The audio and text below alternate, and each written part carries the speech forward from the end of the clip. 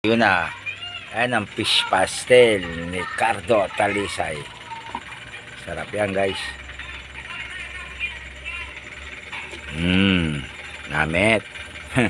Nawala yung takip. Yun. Ayan, guys. Sarap yan. Fish pastel. Nakalimutan ko yung video simula nung ginawa ko.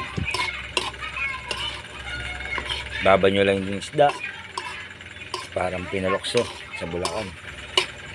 Sige sa kabawang sibuyas. Lagyan mo ng konting toyo, konting asin, bechin. Tunawin ng toyo. Pagkatunaw ng toyo, sa kalagyan ng mantika para mas mabisa. Yan. Nahalo ko kasi baka masunog at dumikit. Yan, guys. Talap-talap yan, talap-talap. Fish pastel.